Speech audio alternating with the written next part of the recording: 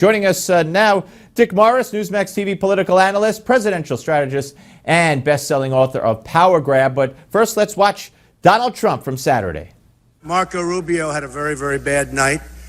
And personally, I'd call for him to drop out of the race. I think it's time now that he drop out of the race. I really think so. All right, Dick, your take, sir. Welcome aboard on where we are on the day before a bunch of primaries and 2 days after a bunch of primaries. Well, there's very significant evidence, Steve, over the last 48 hours that Trump's vote may be imploding significantly. When you analyze the predicted results in Virginia, Georgia, and Alabama on Super Tuesday, as against the actual results, Trump lost a lot of support. The last poll in Virginia had him winning by 14, and he only won by 3. And then when you look at the results on Saturday in Kentucky and Louisiana and in Kansas, Trump's vote share seems to have really dropped in the last couple of hours before the voting. And they do exit polls all the time, and they ask people, when did you make up your mind? And among last-minute deciders, Trump got massacred. His voters had been with him for a long, long time. So, and finally, there are polls now in Michigan and in Florida that show Trump also falling back. So we need to look at Michigan tonight to see if Trump is genuinely imploding. Now, if Trump is, that could set up a really four-way race. A diminished Donald Trump against a Kasich who won Ohio, a Rubio who won Florida, and a Cruz who won everything else. And that could be a very interesting phenomenon, and Trump would be like the flaming black hole that dies and releases votes as it goes down. We're at a moment right now, the day before Michigan, where nobody really knows what's going to happen. And Michigan will clarify a great deal for us. Tell us if Kasich's for real. Does he, in fact, finish second? Is Trump imploding? Does he, in fact, win? And is the Rubio vote cratering and going to Cruz? Does he finish a strong second or conceivably even win Michigan? Well, yeah, and of course, I should point out that at least a couple of polls that I saw today has Trump up by 13 in Michigan and I think 8 in Florida.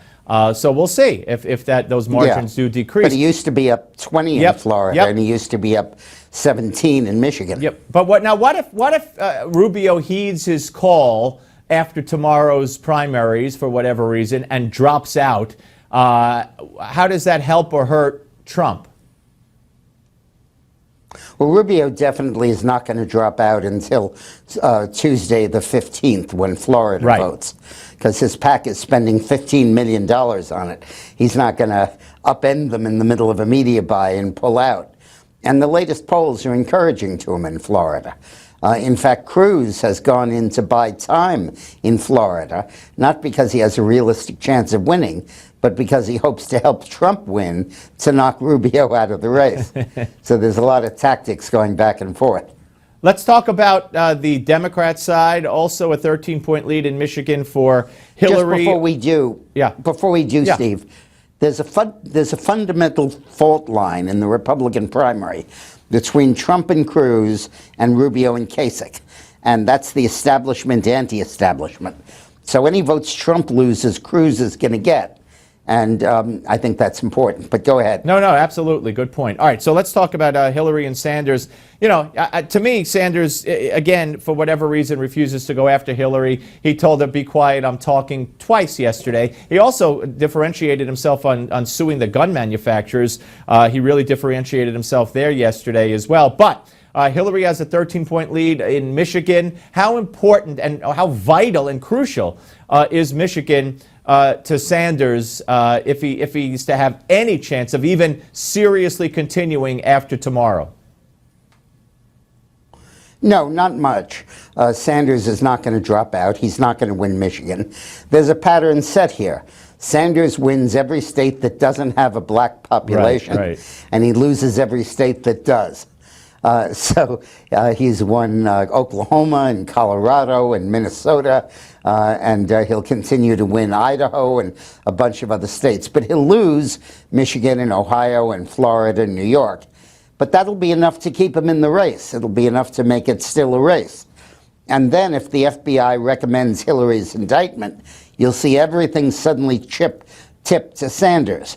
And the reason Sanders is not attacking Hillary now on emails or speeches, except insofar as they relate to Wall Street, is so that he can claim virginity when Hillary faces indictment, and then he says, vote for me because of that.